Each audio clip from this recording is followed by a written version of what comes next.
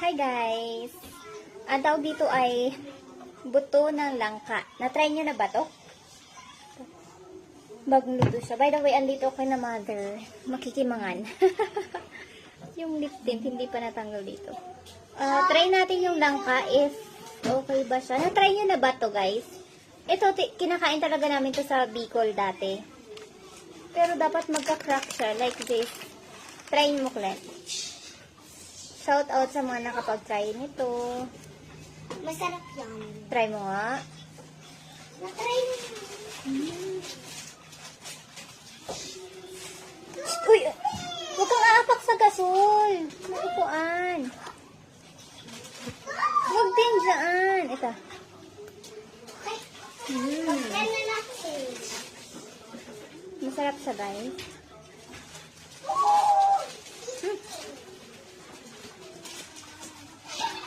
Alam nyo, para siyang mani, ganun. Pwede yung papak-papakin. Ba't niyo ako binigyan yan?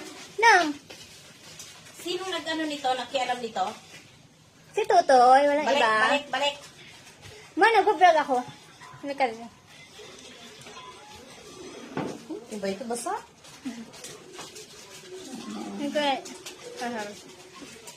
Hindi masarap. Sarap. Ayusin nyo na nga yung tingnan. Yung lasa niya, guys, hindi siya masyadong matamis. Hindi rin masyadong... Anong lasa niya ba? For you? Masarap. Kinakain. Kita mo kung paano kainin yun. Bakit? Ganito yung tsura niya, guys, oh. Basahan. Eyebrow niya yung kanya. Basahan! Huwag kang Marte. Uy, Ganito siya, guys. wala para siyang mani. Malambot. Pero yung balat kailangan tanggalin. Kasoy? Parang kasoy ba malasa niya? For you? Ano yan? Alam niyo yung kasoy, guys? Ganun siya. Ano ito? Buto. Buto din lang ka. Uy, malambot. Parang tubok na nangabalat niya. Yun. Pero alam mo, wala pang nagbebenta ng ganitong pang business, no? Simulan ko na yata. Inilalagay Ano nila mga sa guys? Parang, pili.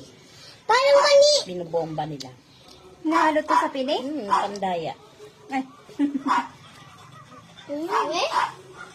Guys, shout out sa mga nakapag-try na nitong langka. Buto ng langka, ilalaga siya. Hello? Bye! Bye ka na, ma. Pakita ko, ma. Magbabay ka. Sabi mo, bye.